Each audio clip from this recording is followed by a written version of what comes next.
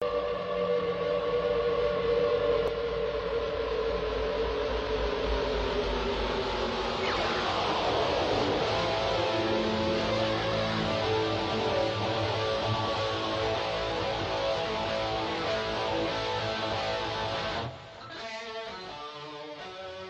Broadcasting Networks presents Military Mom Talk Radio. We know behind every soldier, sailor, airman, and Marine is the family supporting them.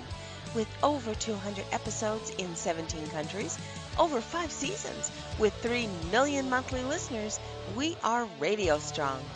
Now here are your hosts, Sandra, Beck, and Robin Boyd.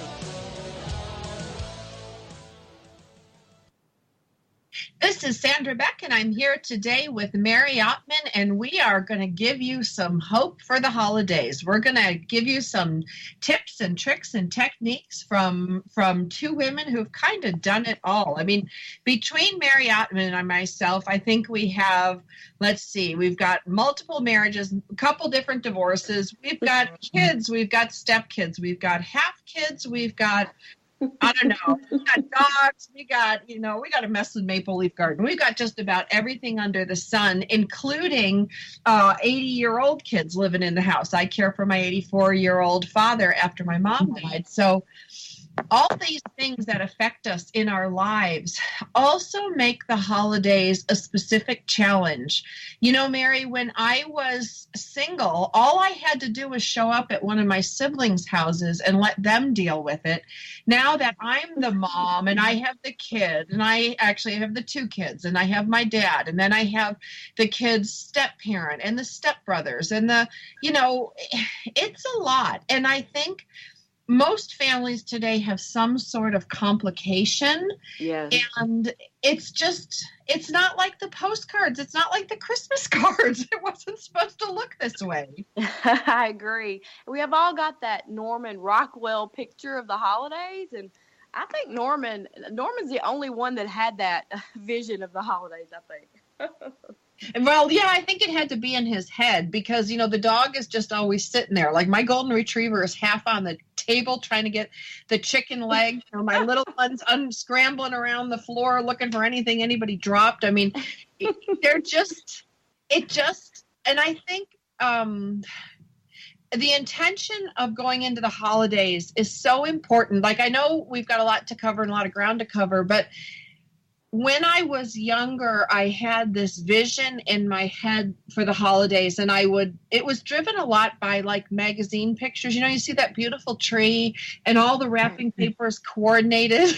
Exactly. With those big, beautiful bows that I somehow genetically, I can't do that. I have to outsource my bows. Either. And, to add further fun into my holiday mix, we have my one family member is married to a Muslim. I was married to a Jew. My family is Catholic. I've got Jewish family, Catholic family, born again Christian family. I mean, you name it. Oh, that means you get to go to everybody's celebration, right? Well, it's a bad thing. It's a good thing in some ways. My dad always says our holiday tables look like the UN. That's awesome. But if the holidays line up nicely, like when the calendar does its job and we don't have any conflict, that's good. But when you're dealing with all this stuff, it kind of, I don't know. I used to start out with, I'm going to make this look like a memorable Christmas. Now, like 14 years into parenting and single parenting and handling my dad and all this stuff, I'm just looking to survive it. Exactly. With not too much credit card debt and, not too many pounds hanging around afterwards, just try to get through it and get to the January resolutions, right? Oh my God. Get through the new year. I mean, That's exactly right. Yeah, so I had a childhood where Christmas was we didn't have a lot of money, but Christmas was a lot of fun. My grandfather would go outside, and he was from Louisiana. I don't know if this was a Louisiana thing or what, but he had these jingle bells, and he would shake them underneath the window, and we'd go, oh, it's Rudolph, and that meant while we were outside looking for Rudolph, they were putting the Santa presents under the tree. I don't know it. I don't know anybody else that had that tradition, but that was ours. And, so you grow up with Christmas being a certain way, And I did grow up with my grandparents, but it still felt like a family Christmas. And now, everybody's got just such a different family situation, including, myself. It's definitely changed across the years. So, basically Christmas, the beauty of it is that you can make it whatever you want it to be. And the nostalgic part is, with, I've been divorced twice. It's never going to be again like, that little Norman Rockwell Christmas. But, I've adapted over the years. I kind of dig it. I'm okay with it. You actually grow into it, I will say I'm getting better at it. I don't think I'm quite there yet. And, we didn't have much either, Mary. We weren't, my dad was military and my mom was a homemaker, and my mom was, from an immigrant family, spoke a different language till she went to school. And, but what I do remember about the Christmases were the surprise and the anticipation. And my mom and dad used to put this chart on the refrigerator with these stars, and they were like little foil stars, and every day you got a star, and you might get a gold star, a silver star, a blue star, or a red star. And the red star was kind of trouble, but we were trying to get that gold star. And so if you were naughty, you got the red star. If you were really good, you got the gold star. But there were lots of little things that had nothing to do with the presents. And I don't even remember the presents that I got. That wasn't the focus. No, that's exactly right. And we all think about, trying to think, the show about Ralphie, the movie about Ralphie, where he wants the BB gun. Is it Miracle? No. Anyway, that Christmas movie. I'm having a 40-plus brain cramp moment. Sorry about that. But the one where he wants the BB gun, I'm with you. I can't remember like the one present that I wanted, but it was always just so special, and even though we didn't have a lot, my grandmother, she would make the dish that everyone in the family, their favorite dish. So you could always, and she was an amazing cook. I didn't get that either. So I can't do bows and I can't cook like my grandmother. But that was just, the things you can do to make people feel special. They don't even really take a lot of money, and she did. She made every single one of us feel really super special when she did that. So that was a great tradition to bring forward, Well, and when you think about, like, we deconstruct some of this stuff, because today, the images of Christmas today is just, it's so much about stuff and, or going on this big old vacation and having all these people over. And, the funniest thing is when I look back, all I remember was my German grandma used to make these green beans, Mary, that were so awful.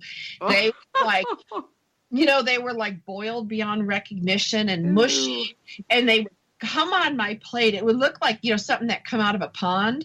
Yes. And my mom would be like, "Oh, we're so thankful we have so much to eat." And I just remember staring like, I hate those green beans. Gotta get those green beans off my plate. But I think it's fun for us to reminisce, but I think it's helpful to us to remind the moms and dads out there that are providing the Christmases, especially for their kids and their family, to kind of stay on target, stay on track on what's meaningful. And, what we're talking about today is the meaningful parts of the holidays. You couldn't even remember the presents. I couldn't remember the presents. It was the being together, the one special dish that somebody made, and I don't think it even mattered what the dish was. It just was that it was familiar and it represented the holidays of getting together. Yes, exactly. And that someone had done something just for you and made you feel special, and you can do that so many ways, and that's the beauty of it for sure. Like you're saying, it's the family time, like, living with grandparents, the other aunts and uncles would come, and the other, my cousins, and we would play board games, or we would, play outside. And, if we were really lucky, we spent about 5 years in Tennessee, and it snowed a lot around Christmas there, and we would make, sled runs, and, just, you're right, it wasn't the presents, it was the doing the things together. And I'll tell you, it's definitely changed over the years because, in my second marriage, I've only had 2, but in my second marriage, I married a gentleman with 3 kids. So I only have one child. She's 21 now. But so at the first part of her life, she was an only child. And then I married into the Brady Bunch situation. And that was a lot of fun. And I was really, really glad I was able to give her that experience.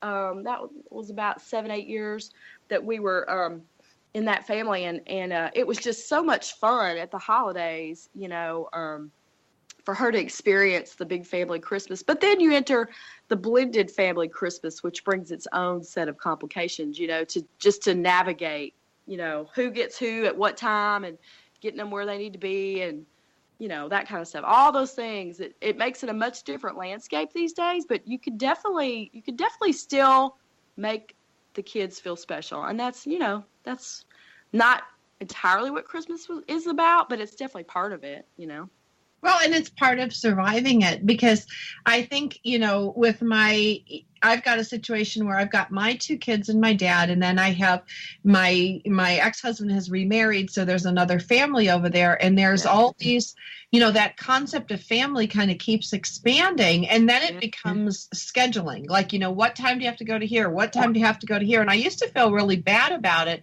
but then I remember, like, when I was little, we had to go to my grandparents' house, and then we went over here, and, I think it's a lot on how you frame it. And we're going to talk more about some of these things because it can make the difference between a really painful holiday season and getting through the holiday season with as much joy as you can muster. And so I'm going to always vote for taking the joy and finding the joy in things. We're here today with Mary Ottman, and I'm Sandra Beck. And when we come back from the break, we're going to talk about, how do we navigate these new normals, especially when Christmas doesn't even resemble what you had as a kid. Because I think a lot of us want to give our children the best of our childhood and the best of our experiences. And sometimes that's not possible because of economics, because of location, because of family situations. And we're going to deconstruct some of these things when we get back from the break. This is Sandra Beck and Mary Ottman.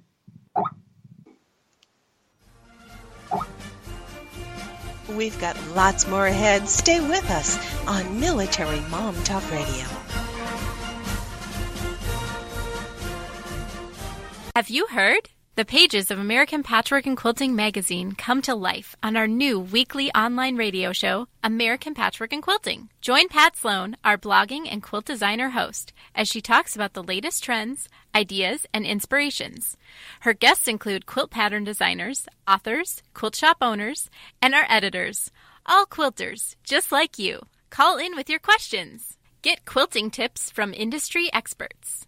Learn about free patterns. Hear behind-the-scenes stories from our magazines, American Patchwork and Quilting, Quilt Sampler, and Quilts and More. Get the scoop on free stuff and find out more about the best independent quilt shops in North America. To listen to a live show, tune in Monday at 4 p.m. Eastern. Just log on to allpeoplequilt.com/radio. To hear past shows, go to iTunes and search for American Patchwork and Quilting Radio. We hope you'll join us because we know that quilting changes everything.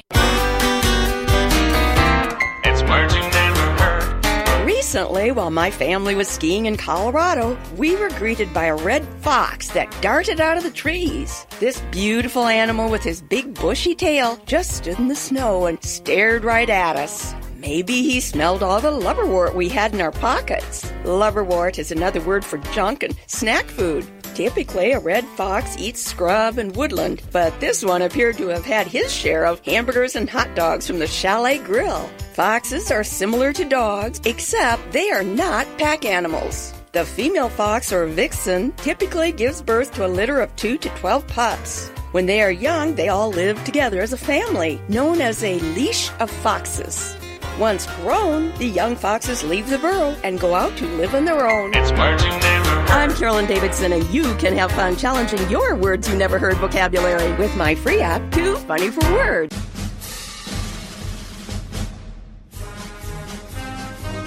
We're back with more great conversation on Military Mom Talk Radio.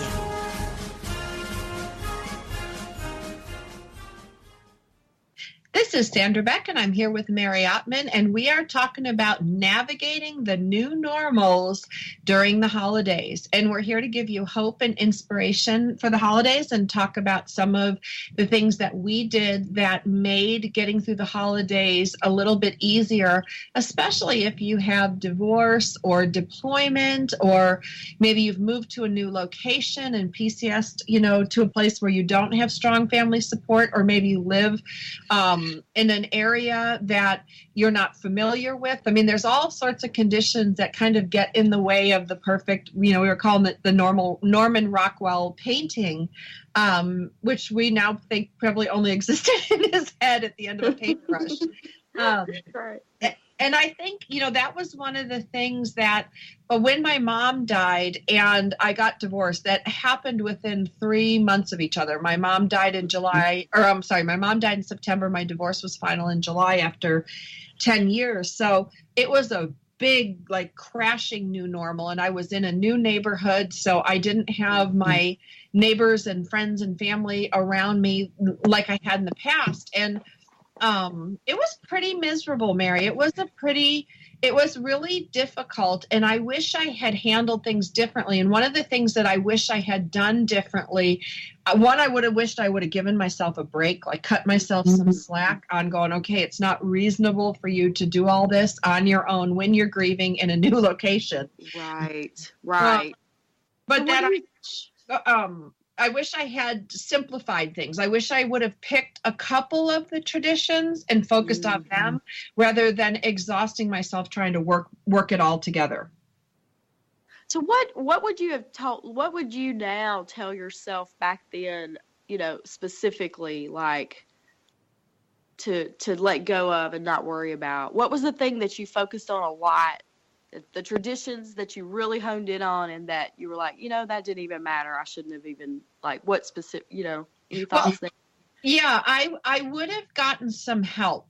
In subsequent years, and I know this sounds really silly, but I paid a babysitter to wrap my presents years later. I paid the same 2 babysitters that I used a lot to decorate my tree. Because that's brilliant. They were things that needed to get done. I had at the time, the kids, at this point, the kids were 4 and 6, big holiday time things. Uh-huh.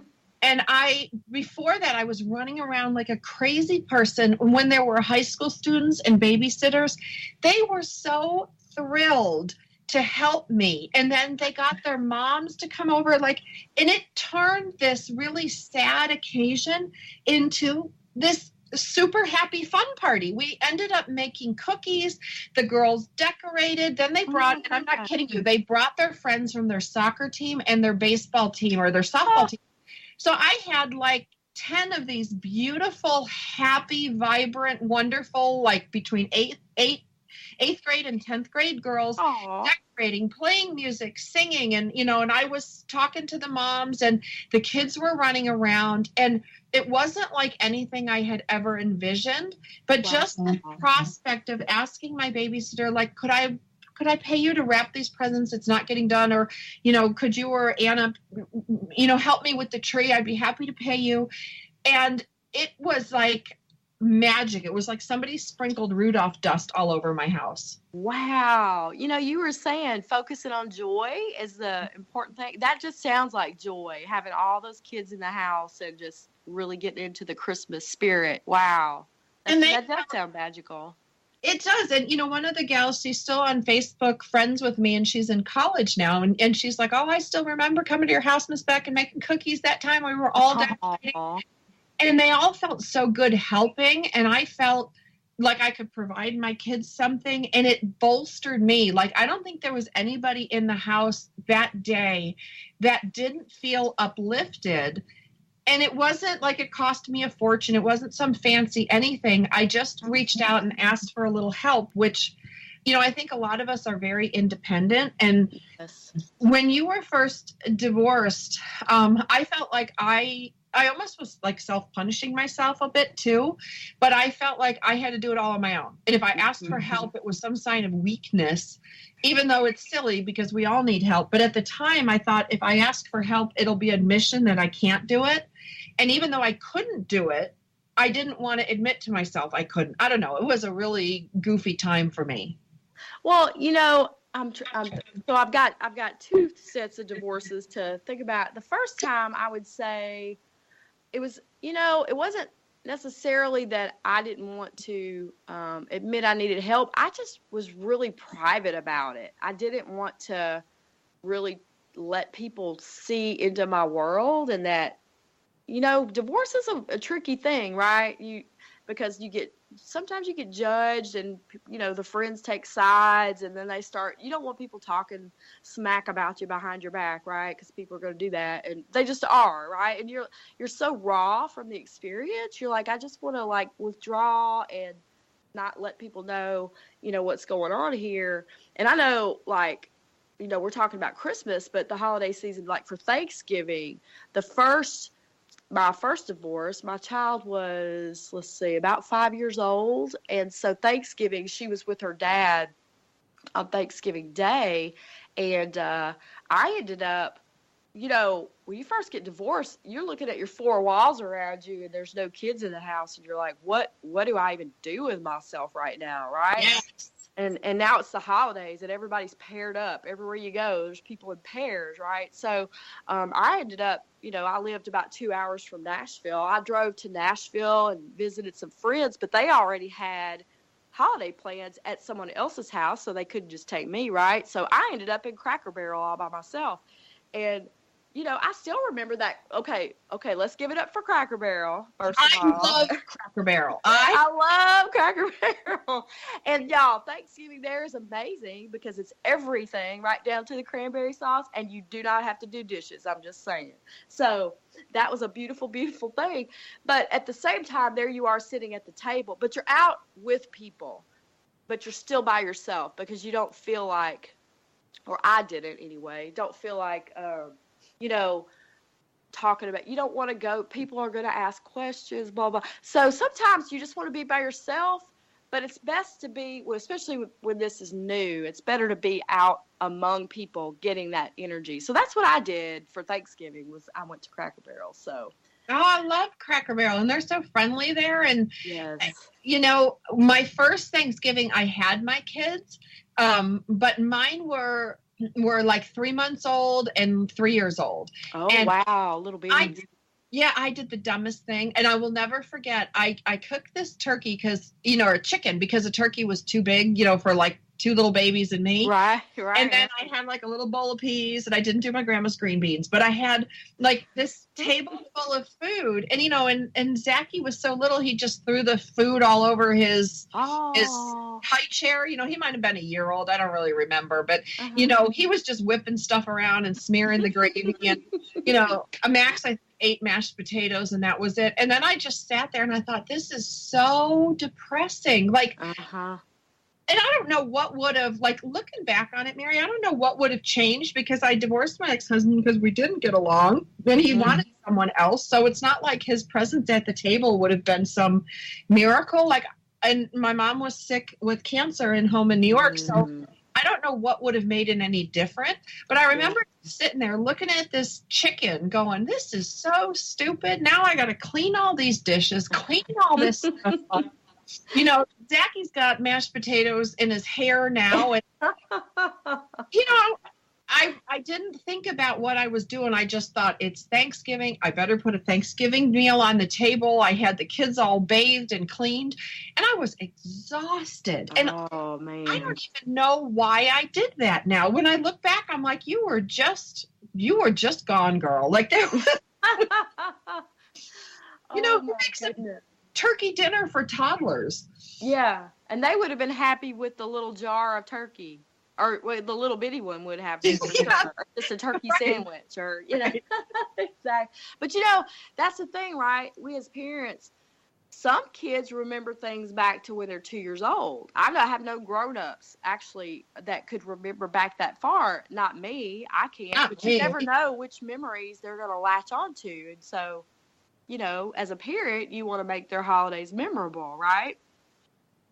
So I totally, on the one hand, I get wanting to make the meal, and on the other hand, you're right. We just really are so hard on ourselves, Well, yeah, and I don't think I stopped to think either. Like when you're grieving and you're, because whether you're grieving your parent or your divorce or the family that could be, or your future dreams, because they're right now, like it just feels like everything's crashing in on you at that time.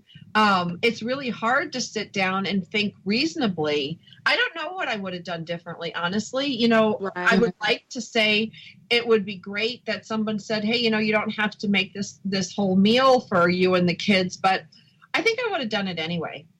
Well, I think too we lose the perspective of, like my grandmother never worked, so she stayed home all day. So all her Christmas, planning and preparation, she wasn't balancing a job,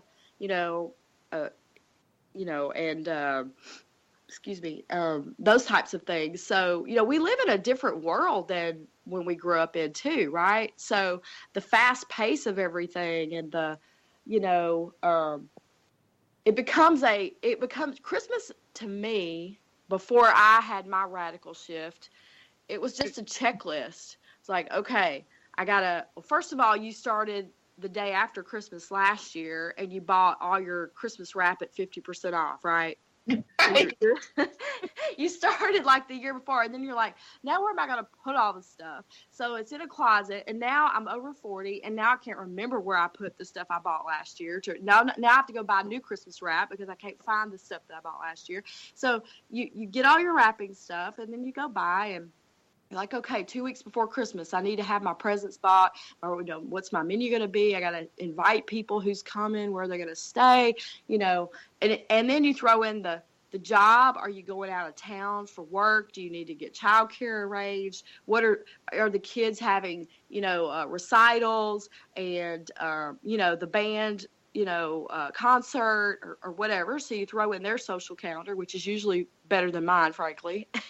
Well, you know what, Mary, I got to take us to commercial break, but I'm right there with you, sister. This is Sandra Beck, and I'm here with Mary Ott, and we're offering some hope for the holidays and some enjoyment with each other. We'll be back after the break.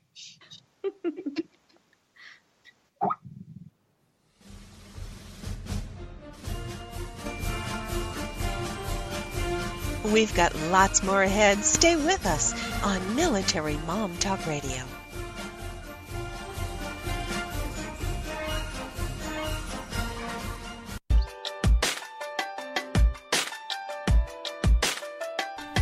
Do you ever wonder if you're the only woman who runs errands in her yoga pants so it will look like she went to the gym? Or how about the only mom who feeds her kids raw cookie dough?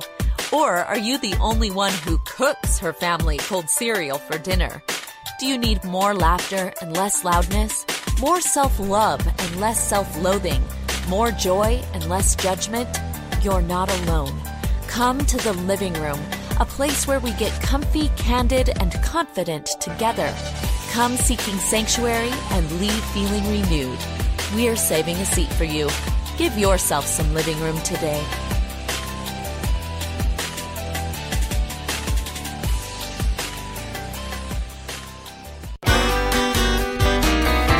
It's words you never heard. When residents of Alligator Point, Florida, discovered a 400-pound gaberlunzie bear raiding their garbage, they called the local wildlife authorities. The officers came out and shot the bear with a tranquilizer dart in order to move him. Unexpectedly, the frightened bear swam out into the water, where it started to drown as the tranquilizer began taking effect. Adam Warwick, an officer from the Wildlife Commission, jumped into action, swimming towards the juggernaut bear, while the other officers tried to figure out how to rescue both of them. Adam was somehow able to grab the bear and paddle 25 yards to the shore, saving the bear's life. The bear was then loaded on a truck and transported back to its home in the forest. What's a word for a last-minute attempt to get something done? A charrette. It's words you never heard. I'm Carolyn Davidson, and you can have fun challenging your words you never heard vocabulary with my free app, Too Funny for Words.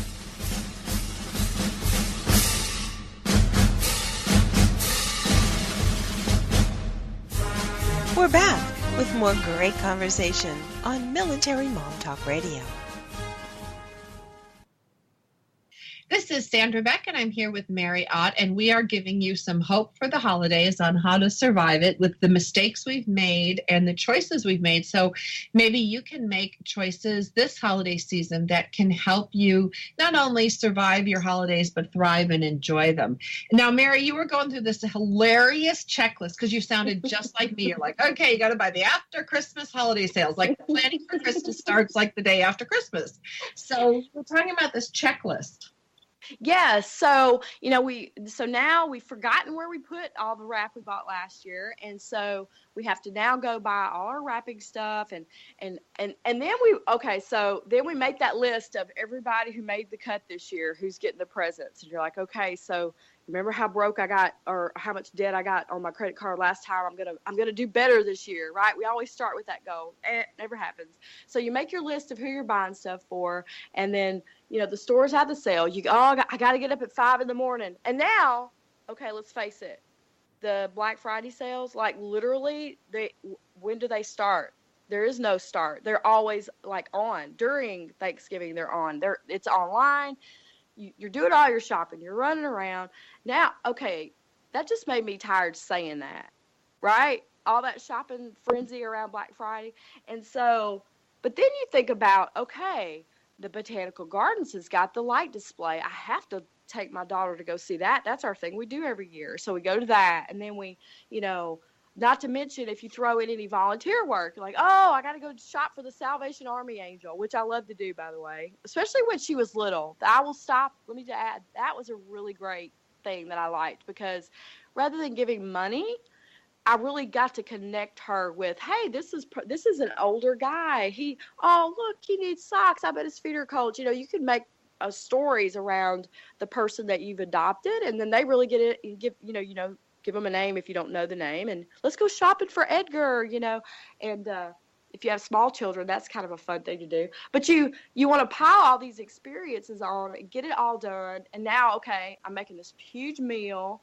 Now I've got to go shopping for the meal, and I've got to wash the dinnerware and have it already sparkling and on the table.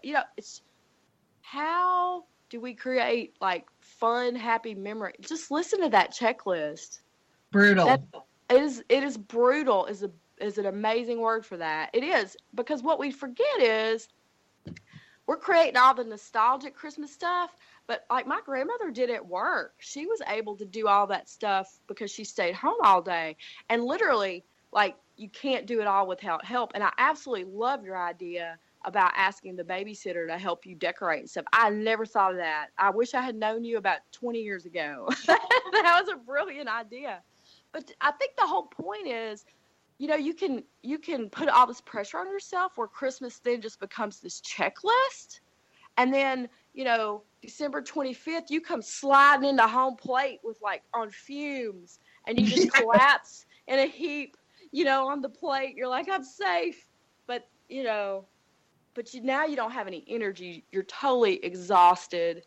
Did you really enjoy yourself? Or now are you thinking you need to go on a little mini vacation to relax from all that, but you can't because somebody's got to do the dishes and clean the house. You've burnt yourself totally out. And did you create the Christmas experience you wanted to, or did you just run around frenetically and crazily and just burn yourself out? There's a balance to be struck there, I think. Well, and make no mistake, your kids pick up on it. I had like my comeuppance with the holiday craziness with my younger one, because he told my dad what he wanted last year for Christmas. He says, what do you want to get your mother? And he goes, I don't want her to be so tired all the time. Ooh.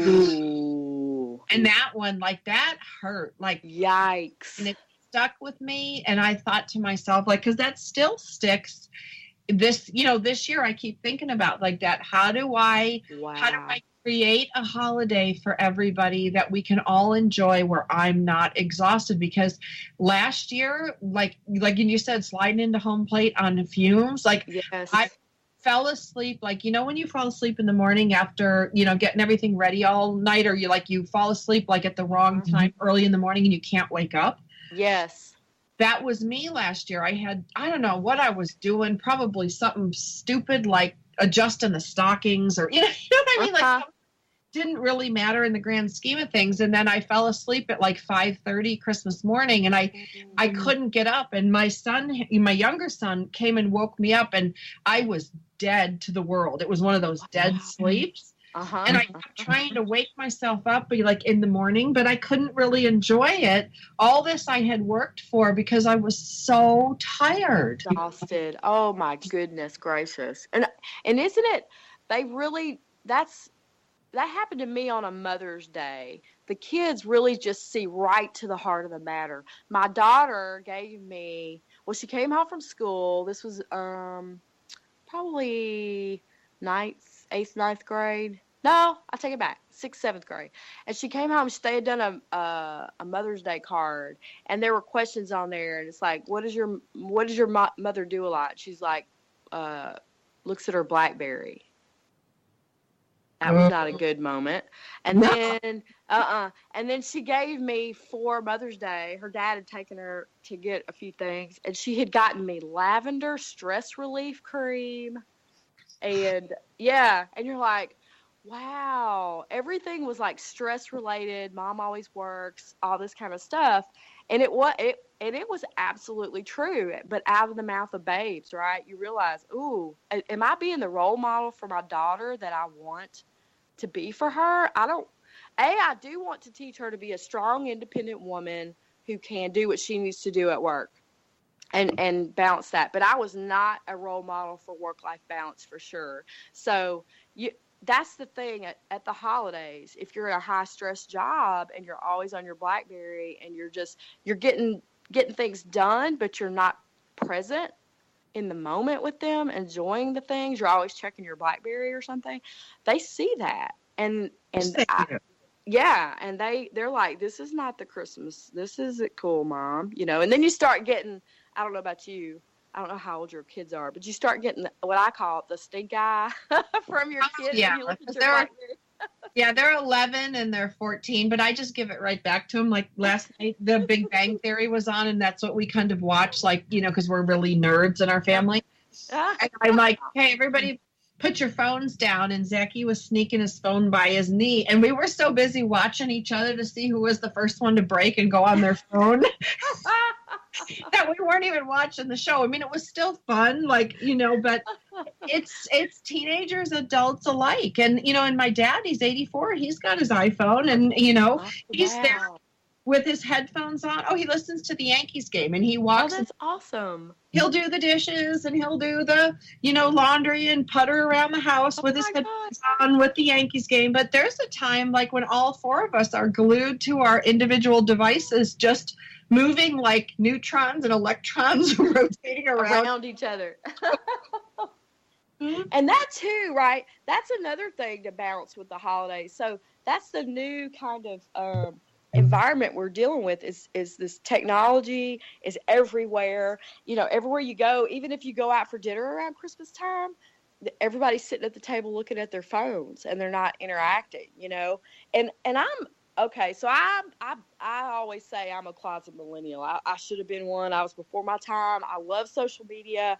I love, just staying connected. I've got friends all over the world from social media. It's just so awesome. But there's nothing like in-person connections, and you can really, really take that for granted. And so, being aware of that and having like a no phone time, a no phone zone, just for even if it's just an hour. I mean, there's sometimes with work you just can't. I get that, because I had those jobs, a job like that where, you had to be on call and watching for things that happen. But at the same time, what kind of memory are you leaving if you're there, but just your body's there. Your mind isn't there. You're not engaging with your kids, Or your spouse.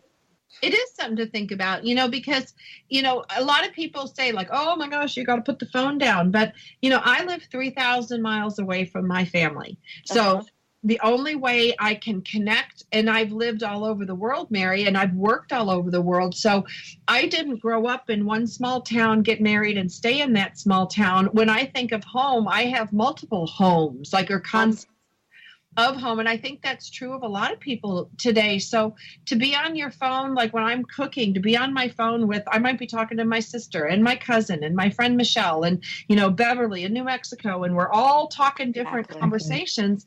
Sometimes that's all I get. Like I'm at work or I'm with my kids, but we all need that family time too. So I think it's one of those things that, yes, it's really important to set boundaries for that. But I think it's also really important to say to your kids or to your spouse, hey, I only get to talk to cousin Jen when we're texting, when she's cooking dinner and I'm cooking dinner. And, we're we're 500 miles apart. We're not going to see each other probably for maybe the next 2 years because it's not. Wow. It's not possible. And especially like if you have been transferred for work or you're a military family, these are lifelines. And I have friends who attend my Big Toys for Tots party every year. We put our iPhones on the FaceTime. And we have 4 or 5 FaceTime people attending the party via FaceTime. Yeah, the Facebook live streams, that type of thing. No, we just FaceTime. Oh, FaceTime. Oh, that's so awesome. We connect, our phone to their phone, and then I set it on a stand, and people come by and they say hi, and she's there. That's a great idea. We live all over the world right now. We are a global community, and not all of us. Like right now, one of my close friends is in London, one's set in Israel, and I'm in Los Angeles. And so time zones and holidays are really important via social media or the iPhone or the FaceTime or whatever you use. So but I definitely think it's got to be ground rules. And I think it's helpful when my kids see I'm on the phone and not paying attention to them, they're like, are you on with cousin Jen again? Exactly. Yes, I am. And, and you can talk to your cousin, he's playing whatever. I mean, it's a new world and it's a new navigating. And I think it's a compromise, because I don't think it can be all or nothing. But I think having these conversations with who everybody's talking to makes a difference. Because if my kid's playing a video game or he's texting his cousin and talking about the same video game, I have 2 really different reactions to that person being on the phone. And so it's perception and it's what you're doing. And but that's where I think openness and conversation is key. So we're gonna go to commercial break right now, and we'll be back with Mary Ott and Sandra Beck, giving you some hope for the holidays, giving you some ideas on what you can do and how to navigate these new normals. Check us out at military.momtalkradio.com or find us on Twitter and Facebook. Our shows are available on iTunes anytime from 0-100 hours to 23:59. For now, stay right where you are. There's more Military Mom Talk Radio after these messages. Congratulations on being the proud owner of an adorable, soft, cuddly, sweet-smelling, smiling, cooing, hungry, tired, gassy, screaming little bundle of joy. So now what? Where's the owner's manual for this thing? Where are my instructions? Right here. It's Baby and Toddler Instructions with Blythe Lipman on TogiNet.com. Infant care specialist Blythe Lipman has worked with babies for over 20 years and works extensively with new parents, providing workshops, in-home visits, tips, and daily phone calls to ease those frazzled nerves. With Baby and Toddler Instructions, you can get the advice you need on how to survive and enjoy your baby's first year. For more information on Blythe and how she can help you, go to babyinstructions.com. From 32 ways to stop a baby from crying to 14 ways to get a baby to eat and so much more. It's Baby and Toddler Instructions with Blythe Lipman on TogiNet.com. It's words you never heard. Halloween is almost here, and the scarecrows, or tatty doolies as the Scottish call them, are out. But Halloween is all about trick-or-treating, and that means candy. The average American eats 24 pounds of candy a year, and most of that consumption occurs around Halloween. What do you call a person who loves to eat? A grand gosier. Popular costumes for this year are happy face and wink face emojis. Of course, since it's a presidential election year, there are various costume choices for those who wish to dress up as Democratic candidate Hillary Clinton or Republican candidate Donald Trump. If you ask me, the only thing scarier than Halloween this year is the presidential election. What's another word for the fear of Halloween? Samhainophobia. It's words you never heard. I'm Carolyn Davidson, and you can have fun challenging your words you never heard vocabulary with my free app, Too Funny for Words. We're back with more great conversation on Military Mom Talk Radio. This is Sandra, and I'm here with Mary, and we are talking about navigating the holidays, how to have hope and joy in the holidays. And one of the things that I've learned was to choose my battles or to strategize differently. And Mary, my not even my they're my kids' stepbrothers or step family. I didn't remarry, and I didn't blend anything. I'm not good at sharing, so I knew that I'm probably not your optimal blender. So what I did when the kids were little is we ended up having 2 Christmases. And because the kids were little, and when they got a little bit older and they still believed in Santa, I would be like, okay, kids, we got to sit down and write a letter to Santa to tell Santa to come early this year. And so we would do our full traditional holiday on a weekend that I knew I had the kids uninterrupted. And then they would have Christmas at their dad's. And then when they got a little bit older, we swapped out that tradition to say, okay, Santa just brings one present, and I'd wrap it in gold paper, and all the other presents would be in multicolored paper, so we knew what was the Santa and the Santa. Ah, that's smart. Something that either the dad and I both paid for because it was expensive, or I got my brothers and sisters to collaborate on a gift that was out of my budget. And that would be the Santa one, because then it wasn't an issue of mom's presents are better than dad's presents or dad's blah, blah, blah.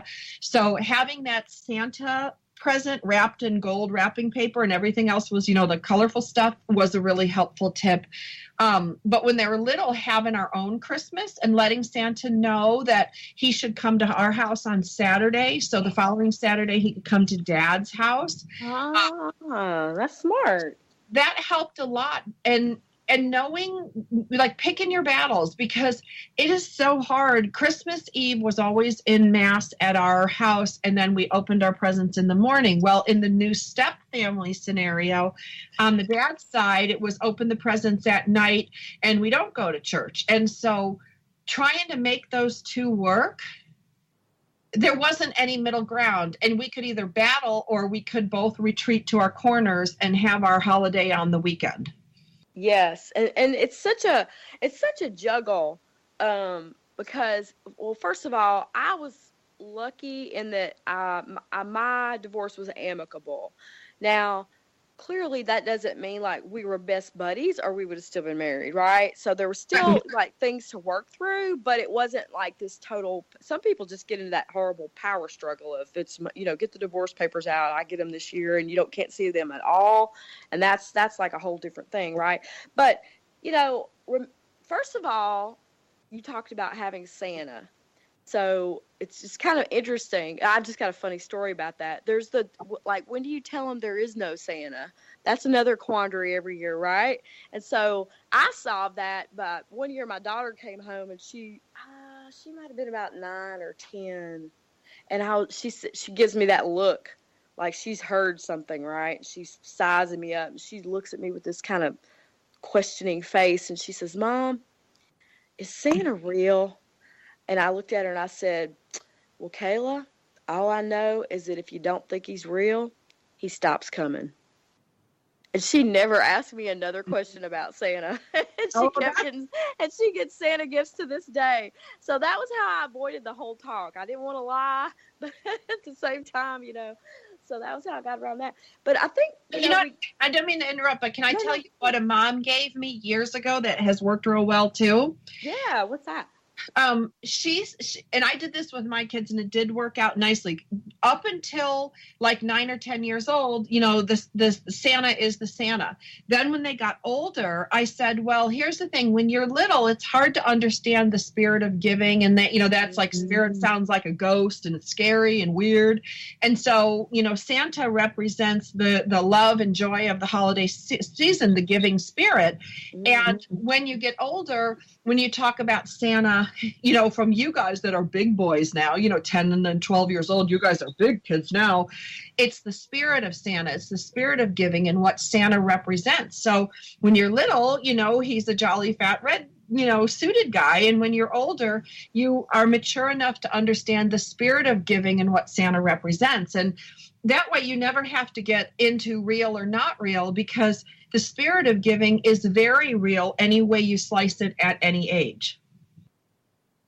That is so great. I love that, because that we get into like Christmas is in the heart and all that. So what a great transition from that for your kids. That's a perfect segue for them. Yeah, I mean, it worked for me and it worked for her, and but Santa isn't real. You're not getting anything. I know. No more extra presents for you. No extra presents for you. But yeah, I mean, that's the fun of it. And, I think too, I get the religious implications, and I get all these things, but at the heart of it is also fun. Yes. That's, to me, you want to create fun holiday memories, and however you do that. And, we were talking about the checklist. If you get what too embedded in your checklist, it just sucks the fun out of it. Right. And that's kind of, it's not the whole point, but that to me, it's like, pick the feeling you want your loved ones, your family, your kids to walk away from the holidays, and then create whatever experiences you can that are going to leave them with that feeling. Well, I want you to bring up that cookie thing, because I think being flexible, that was a great. Can you just tell the cookie story? I can. So the thing with blended families is, as you come in, so I had 3 stepkids and my own kid. Well, I don't have control over the stepkids' schedule, right? They would, they'd work it out with their dad and their mom, and then I just kind of get the memo when it's done. And that's the way it should be. I wouldn't want somebody, it worked out fine, but it was a little frustrating because I couldn't really plan anything. And the worst case for that was because I wanted to create like blended memories, like where we would all get together and go see the Christmas lights or whatever. So we would have our own little set of traditions. Well, the worst case of me not being able to plan was I asked one night, I asked my stepdaughter, I was like, hey, I'm making cookies. What's your favorite kind of cookie? And I'll make your cookie for you. Trying to do something nice for her. And she told me chocolate chips. So I put them in, and literally before the timer went off, she had gotten an invitation to go somewhere and like left the house and was totally gone. I was like, in the 11 minutes or however long it took the cookies to bake, I couldn't even make a plan 11 minutes in advance because it would change on me. So I was like, okay, I've got to do something differently here, because dadgummit, I would have made snickerdoodles if I'd have known she wasn't going to be here, Well, and it's not intended to, but it hurts. Like you're trying to do something nice for somebody, and then they skip out the door, whether they're your kid or somebody else's kid. Yes. It hurts because you're trying to do something nice. And I think that flexibility, it's really hard to plan anything. It really is. And what I do there, what I ended up doing was saying, okay, let's face it, the kids end up with potentially 4 sets of grandparents' Christmases on both sides, any kind of friends that are having parties. I mean, they end up with like double the schedule we've got, right? And so that's a lot. And they get overwhelmed with so many presents, like so much food to eat, so much. It's a lot of pressure on those guys, right? So what I did was I thought about it. Okay, I'm going to look at this as the month of December. And if I pick something early in the month, there's a lot better chance that I'll get my goal of us all having a great experience together. So I would look at the first or second week of December and pick, when they were going to all be there. Because his kids and my daughter, they had different custody agreements where mine came every other week. Theirs came like weekends, and then 1 week was, I mean, it was just crazy, right? So, pick that time you're all going to be there earlier in the month when the pressure's not on yet, and you can have that family experience. And you as the step parent can feel good about creating a good memory together, and not have the last minute change, and because you end up feeling like, oh, well, my event wasn't as cool as the event somebody else came up with, so you're just going to go, it starts to feel like a competition for who's having the best party.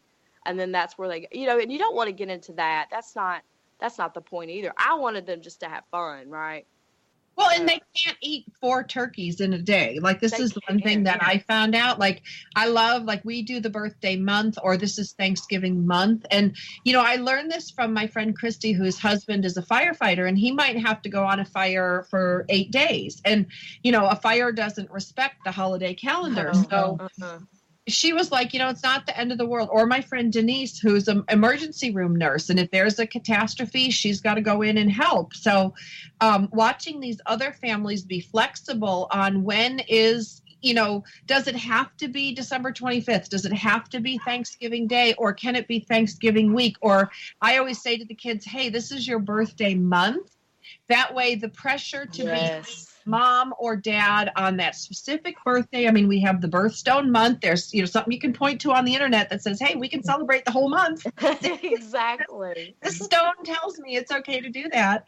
But being some flexible on that allows you to enjoy. And if your kid has a turkey on one Saturday and one Thursday and a week ago Friday, that's a lot better than trying to stuff in 2 or 3 turkey dinners in a day. It really is. And I'll tell you, I started throwing in Mexican. I would make enchiladas or something just to be, because you do get turkeyed out. Like, you can only eat so much of that stuff, right?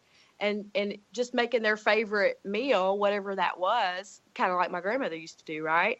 That also mixes it up. It makes your event different, and it's not just another plate of turkey and dressing, right?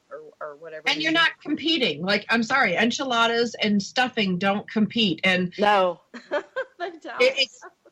It allows you to also participate in a way that's not indirectly putting you in the competition with the mother, because that is really tough. And when it comes to presents and gift giving, and you might have some rich sister or some wealthy half step brother, feelings do get hurt and complicated, and it's not as easy to just say, as we all need to be adults here. We do, but we don't have to make it any more difficult than it is. So I hope that everybody listening to Mary and myself today will kind of look at the holidays in a new light and kind of get some good ideas on what could work for you, so everybody can enjoy themselves the best possible. We'll be back again next week with another great episode.